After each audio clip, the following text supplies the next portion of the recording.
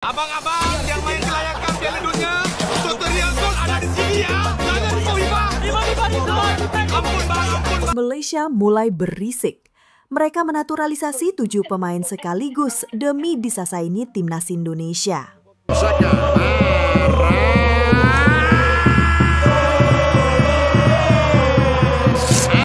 Dua negara bertetangga yang selama ini lebih dikenal karena rivalitas panas di luar lapangan, kini mulai serius menunjukkan taringnya di dalam lapangan. Yang satu, Indonesia, fokus membangun pondasi kuat dengan talenta diaspora, sistem pembinaan usia dini, dan pendekatan modern yang meniru gaya sepak bola Eropa. Sementara yang satunya lagi, Malaysia, memilih jalur cepat yang mengejutkan. Naturalisasi massal pemain berdarah Amerika Latin. Dalam riuh panas persaingan sepak bola Asia Tenggara, rivalitas antara Indonesia dan Malaysia bukan hanya persoalan skor. Ini soal gengsi, sejarah, dan pertaruhan harga diri bangsa. Dan kini, sebuah babak baru yang tak kalah dramatis sedang berlangsung. Malaysia secara agresif menambah kekuatan dengan menaturalisasi 7 pemain yang mayoritas berasal dari Amerika Latin demi satu misi, menghentikan laju timnas Indonesia yang sedang berada di jalur emas menuju Piala Dunia. Nama-nama seperti Facundo Garces, John Irazabal, Hector Hefel, Rodrigo Holgado, Joao Figueiredo, Gabriel Palmero, hingga Imanol Machuca mulai menghiasi daftar pemain Malaysia. Sebagian besar dari mereka memiliki akar sepak bola di Amerika Selatan, dengan teknik tinggi, kreativitas murni, dan naluri menyerang khas benua samba dan tango. Langkah ini dilakukan saat timnas Indonesia justru sedang menikmati masa keemasannya. Anak asuh Patrick Kluivert tampil konsisten, matang secara taktik, dan menunjukkan kekuatan kolektif. Skuad Garuda saat ini pun tak kalah internasional.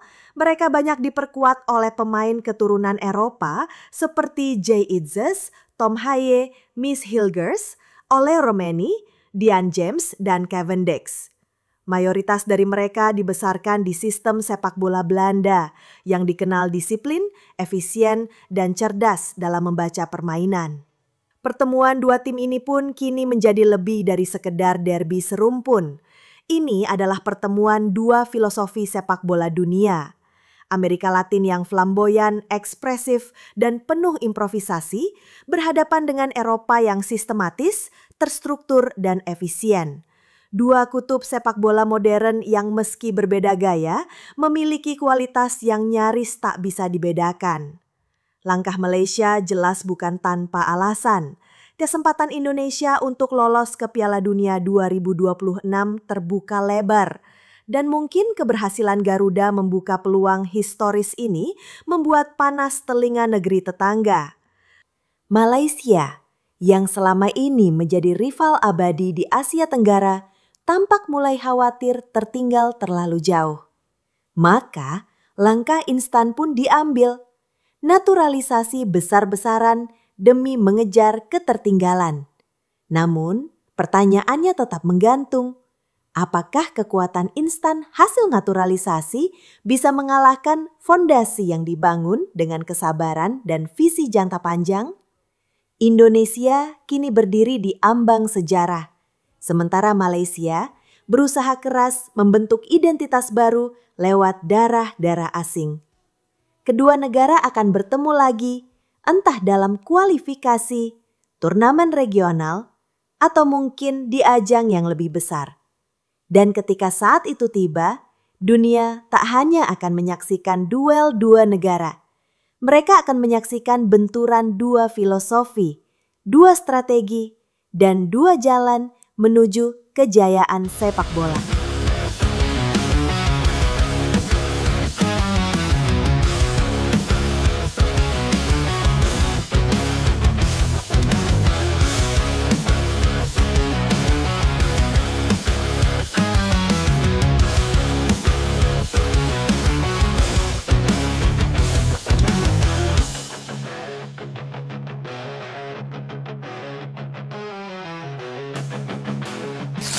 Bayangkan sebuah skenario di mana timnas Indonesia dan Malaysia bertemu di lapangan dengan kekuatan penuh. Kedua tim dipenuhi pemain bintang keturunan dari Eropa dan Amerika Latin, berdiri sejajar dalam sorotan ribuan kamera dan puluhan ribu supporter. Jika skenario itu terjadi, dan itu bukan tidak mungkin, maka laga ini akan menjadi pertandingan terbesar yang pernah disaksikan di Asia Tenggara. Mungkin bahkan dalam sejarah sepak bola ASEAN. Inilah perang terbuka antar dua negara serumpun yang tak hanya berbagi garis budaya dan sejarah, tapi juga rivalitas abadi yang tak pernah padam. Dari stadion-stadion legendaris seperti Bukit Jalil hingga Gelora Bung Karno, duel Indonesia versus Malaysia selalu menghadirkan atmosfer yang tidak bisa ditemukan di pertandingan manapun. Pertemuan itu akan lebih dari sekedar sepak bola. Ini akan menjadi gerakan nasional. Bendera akan dikibarkan di setiap sudut kota, euforia menggema di jalan-jalan, dan media sosial akan menjadi ladang saywar tak berujung. Supporter kedua negara sudah dikenal sebagai yang paling vokal, fanatik, dan militan di kawasan ini. Dan mereka pasti akan memainkan peran besar dalam membakar bara emosi sebelum peluit awal berbunyi. Bukan hanya supporter, para pemain pun menyadari bobot pertandingan ini.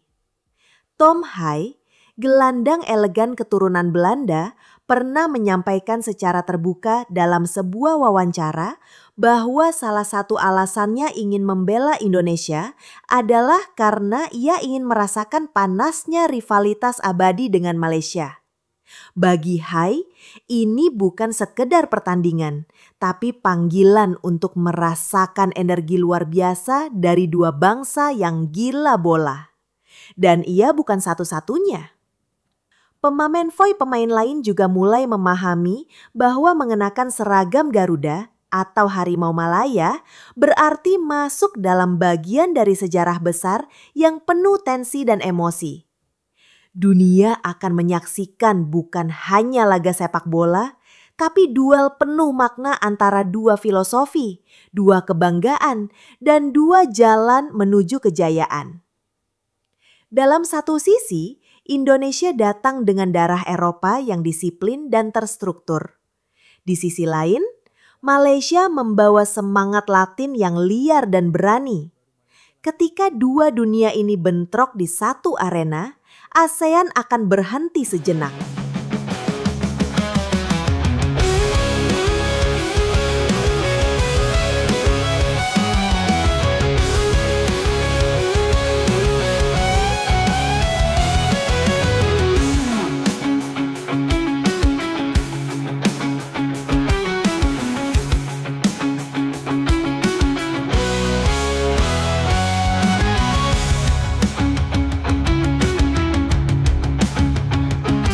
Selama bertahun-tahun, Thailand dan Vietnam menjadi dua kekuatan utama sepak bola Asia Tenggara.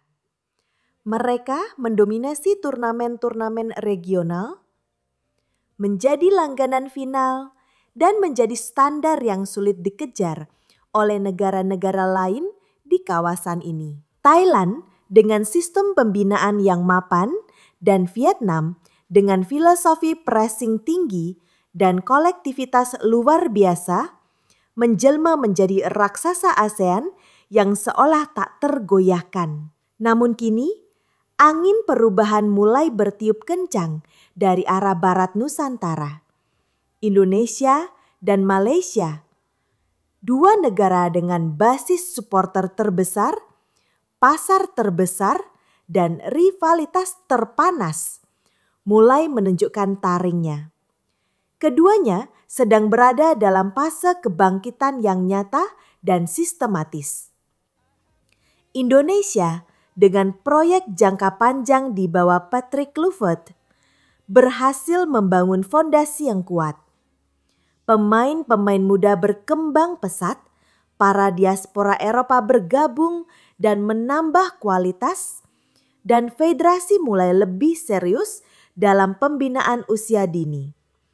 Indonesia bukan lagi tim penuh potensi tanpa arah. Kini, Garuda terbang dengan tujuan yang jelas. Piala Dunia 2026. Di sisi lain, Malaysia juga tak mau tertinggal.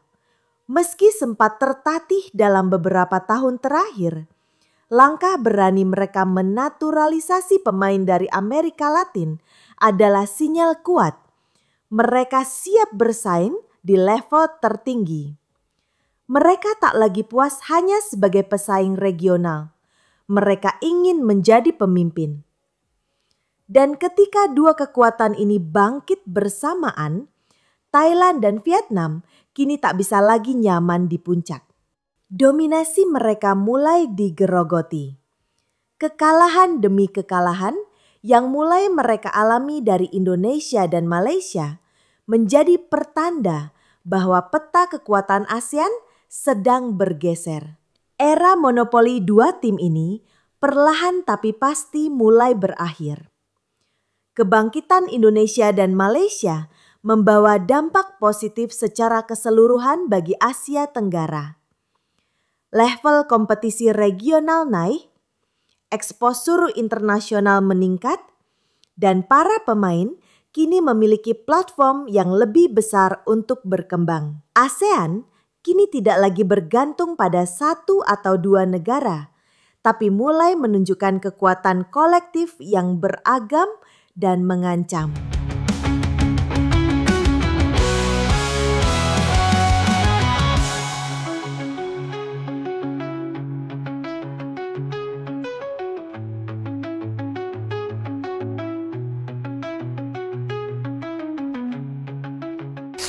Kalau kamu percaya Indonesia bisa tembus Piala Dunia atau Malaysia bisa jadi kekuatan baru Asia, tulis dukunganmu di kolom komentar.